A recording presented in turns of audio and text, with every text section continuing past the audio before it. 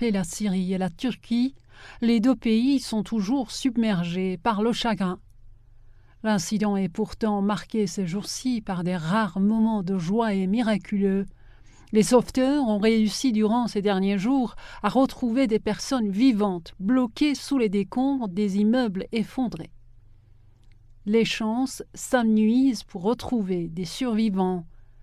Près d'une semaine après les puissants tremblements de terre qui ont ébranlé la Turquie et la Syrie, des habitants sont encore extraits des décombres.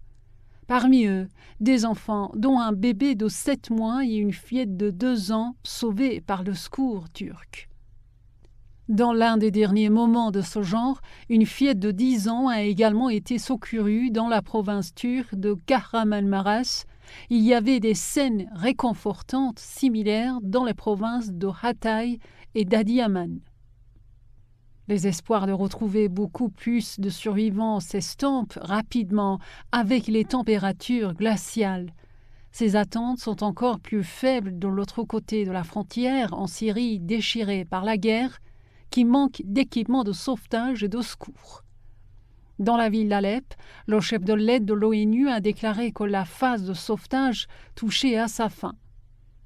L'accent est désormais mis sur le logement, la nourriture et la scolarisation. Le lendemain du tremblement de terre de magnitude 7,8 de lundi dernier et de la secousse massive quelques heures plus tard s'élève désormais à plus de 37 000. Près de 32 000 décès sont confirmés rien qu'en Turquie. Le secrétaire général de l'ONU a déclaré que la Syrie avait accepté d'ouvrir 2 autres points de passage frontaliers pour permettre l'acheminement de l'aide dans les zones sous contrôle des terroristes touchées par le tremblement de terre dévastateur de la semaine dernière. Antonio Guterres affirme que les points de passage permettront un acheminement plus rapide et plus efficace de l'aide depuis la Turquie vers le nord-ouest de la Syrie. Auparavant, le point de passage de Bab el-Hava était le seul conduit pour l'acheminement de l'aide humanitaire dans la région. La Syrie craint que les passages frontaliers ne soient utilisés pour fournir des armes occidentales aux terroristes. Lundi, le Conseil de sécurité de l'ONU a tenu une réunion à huis clos sur la situation humanitaire en Syrie après le séisme, affirme l'ambassadeur de Syrie auprès des Nations Unies. Plus tôt, l'ONU a également averti que les terroristes qui contrôlent le nord de la Syrie entravent l'acheminement de l'aide par Damas. Plus de 4 millions de personnes vivent dans des zones contrôlées par les miliciens armés terroristes basés au nord-ouest de la Syrie. La Chine a exhorté les États-Unis à lever immédiatement leurs sanctions unilatérales contre la Syrie, alors que le pays arabe en crise est aux prises avec les séquelles des tremblements de terre dévastateurs. Le porte-parole du ministère chinois des Affaires étrangères a souligné que les sanctions américaines entravent directement les efforts de recherche et de sauvetage dans les zones sinistrées. Il a déclaré que Washington devait cesser de provoquer des catastrophes humanitaires d'origine humaine.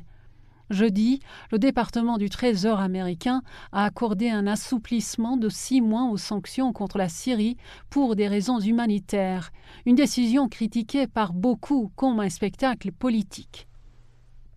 Plus tôt, l'ONU a également averti que les terroristes qui contrôlent le nord de la Syrie, frappés par le séisme, entravent le transfert de l'aide par Damas.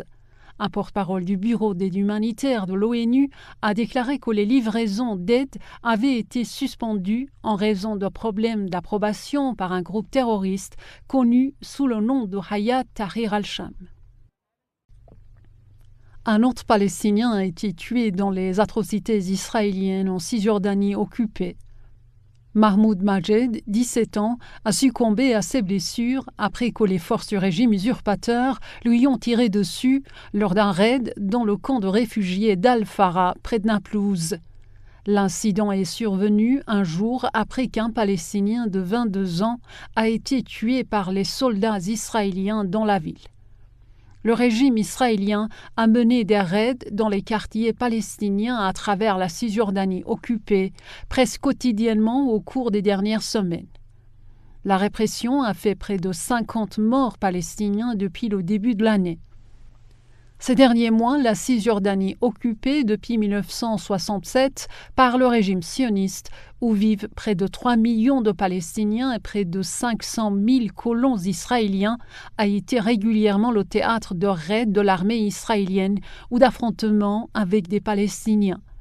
Les forces armées israéliennes ont tué 150 Palestiniens en 2022, ce qui fait de cette année la plus meurtrière depuis la seconde intifada de 2005. La situation explosive en Cisjordanie et dans la bande de Gaza risque encore de se détériorer. Les Palestiniens dénoncent l'inaction de la communauté internationale face aux crimes perpétrés par les occupants israéliens. On assiste à d'innombrables exécutions sommaires commises en toute tranquillité dans les rues et dans divers coins de la région sous forme et sous prétexte d'assaut. Le président iranien Ebrahim Raïssi a été officiellement accueilli après son arrivée à Pékin pour une visite d'État visant à renforcer les relations bilatérales. Le président Raïssi a été reçu ce lundi par son homologue chinois Xi Jinping lors d'une cérémonie officielle. La cérémonie s'est déroulée dans les locaux du Congrès national chinois, où les hymnes nationaux des deux pays ont retenti avant que les délégations n'entament leurs pourparlers. Ebrahim Raïssi a déclaré qu'il se concentrerait sur la mise en œuvre de l'accord de coopération stratégique de 25 ans signé avec la Chine il y a 2 ans. Il a déclaré que Téhéran et Pékin entretiennent déjà des relations étroites, mais qu'il reste encore beaucoup à faire pour étendre la coopération sur différents plans, dont notamment le commerce et l'économie. Une coopération étroite pour contrer l'unilatéralisme. Le président a déclaré que l'adhésion de l'Iran à l'Organisation de coopération de Shanghai a ouvert la voie à des liens plus étroits avec la Chine. Au cours de sa visite inédite en Chine, Raïssi est accompagné du ministre iranien des Affaires étrangères, ministre de l'économie, ministre de la route et des transports, ministre du pétrole, ministre de l'industrie, des mines et du commerce et ministre de l'agriculture. Sa délégation comprend également le gouverneur de la Banque centrale d'Iran et Ali Bareri, qui est à la fois le vice-ministre iranien des Affaires étrangères chargé des affaires politiques et le principal négociateur dans les pourparlers sur la levée des sanctions avec d'autres signataires de l'accord nucléaire iranien de 2015. La visite du président Raïssi en Chine est son 10e déplacement officiel à l'étranger depuis le début de son mandat et s'effectue à l'invitation officielle de son homologue chinois, Xi Jinping. Les pressions extérieures et les sanctions ne sont pas un obstacle à la coopération entre Moscou et Téhéran. Au contraire, les restrictions illégales continues ne font que renforcer les tendances positives dans les relations bilatérales émergées au cours des dernières années, a déclaré lundi 13 février 2023 la porte-parole du ministère russe des Affaires étrangères, Maria Zakharova. En réaction aux déclarations du président français Emmanuel Macron, elle a souligné que la Russie et l'Iran cultivent une coopération mutuellement bénéfique, quelle que soit l'opinion de l'Occident. Il est à noter qu'Emmanuel Macron a récemment prétendu que le soutien de Téhéran à Moscou pourrait exposer l'Iran à des sanctions et à un isolement croissant. Selon Maria Zakharova, le commerce russo-iranien en 2022 a bondi de 20,2%, dépassant les 5 milliards de dollars. La logistique et l'infrastructure de paiement sont améliorées. Cela crée les conditions pour la poursuite de l'expansion de la coopération bilatérale, d'abord et avant tout dans les domaines commercial et économique, a-t-elle déclaré, ajoutant que les deux pays sont guidés par les intérêts de leur peuple. L'éminent chef religieux de Bahreïn, le cheikh Issa Rassem, a déclaré que l'anniversaire marquant le soulèvement du pays en 2011 était une occasion de diffuser le message d'unité pour changer la réalité noire de Bahreïn. Le dignitaire religieux a déclaré que le peuple bahreïni devait amplifier ses efforts pour le changement. Il a fustigé le régime despotique d'Al-Khalifa pour avoir marginalisé le peuple. Il a également dénoncé la violation des droits des opposants politiques et autres voix dissidentes détenues dans les prisons de Bahreïn. Il a dit que certains de ceux qui sont libérés des prisons sont soit physiquement handicapés, soit mentalement torturés et blessés. Cheikh Qassem s'adressait à la nation bahreïnie à la veille du soulèvement populaire qui a commencé dans le royaume le 14 février 2011. Les habitants de Bahreïn sont régulièrement descendus dans la rue pour exiger l'égalité sociale et la fin de la monarchie. Le régime de Manama, cependant, a répondu aux aspirations légitimes du peuple avec une poigne de fer et la répression. Le SVR a affirmé que les États-Unis étaient en train de recruter des membres de divers groupes terroristes afin de perpétrer des attentats, y compris sur le sol même de la Fédération de Russie. Washington n'a pas réagi dans l'immédiat. Dans un communiqué diffusé le 13 février, le service de renseignement extérieur de la Fédération de Russie, SVR, a accusé l'armée américaine de recruter activement des membres de groupes djihadistes affiliés à Daesh et à Al-Qaïda en vue de commettre des attentats terroristes en Russie et dans les pays de la CEI, Communauté des États indépendants. Washington n'a pas réagi dans l'immédiat à ces accusations.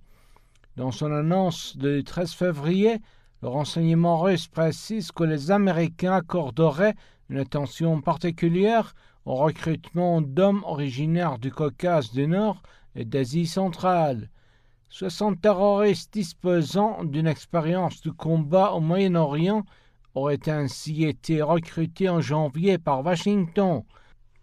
Toujours selon le SVR, et suivrait une formation accélérée à la base américaine d'Al-Tanf en Syrie, située à proximité des frontières avec la Jordanie et l'Irak. Une formation qui engloberait la fabrication et l'utilisation d'engins explosifs improvisés ainsi que des techniques de sabotage et de subversion. Ces individus, affirme le renseignement russe, seraient ainsi mobilisés pour planifier des attaques visant des cibles de haute sécurité, notamment des missions diplomatiques étrangères. Au-delà des ambassades, l'envoi prochain de combattants par petits groupes serait envisagé sur le territoire de la Russie et des pays de la CEI, avec en ligne de mire les diplomates, les employés de l'État, les agents des forces de sécurité et le personnel des forces armées. Ce travail préparatoire, selon le SVR, devrait s'effectuer en lien avec des cellules de groupes terroristes internationaux tels que le Hizb ut Tahrir, le Jamaat Ansar Allah actif au Tadjikistan et le mouvement islamique d'Ouzbékistan. Pour le renseignement russe, ces préparatifs d'action terroriste ne font que traduire l'abandon total de tout principe moral de la part de Washington, dont les stratèges sont obsédés par l'idée folle de saigner à blanc la Russie. Pour le SVR, ces actions placent Washington sur le même plan que les principaux groupes terroristes internationaux.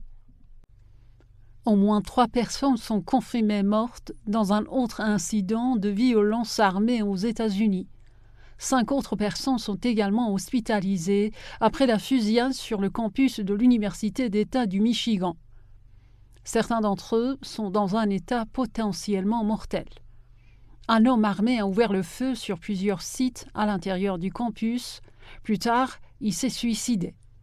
L'attaque de l'université est survenue près de 14 mois après qu'un adolescent a tué 4 personnes dans un lycée d'Oxford, dans le Michigan.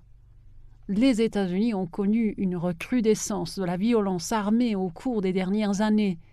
Ces incidents ont fait 25 morts depuis le début de l'année.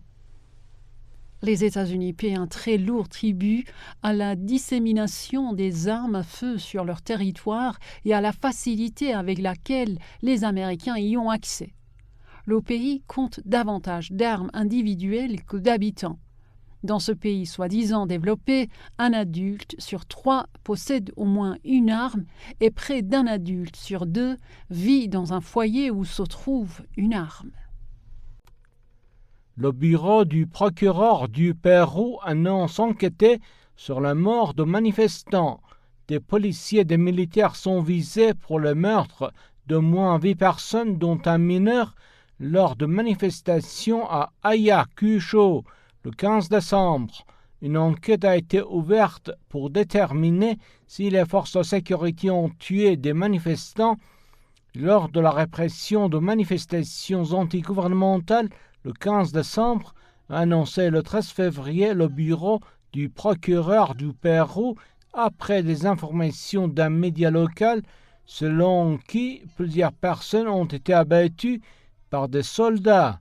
L'enquête menée par un bureau du procureur spécialisé dans les droits de l'homme du département d'Ayacucho Sud vise le personnel de la police et de l'armée ainsi que les personnes jugées responsables de la commission présumée des crimes d'homicide et de blessures aggravées, précise un communiqué.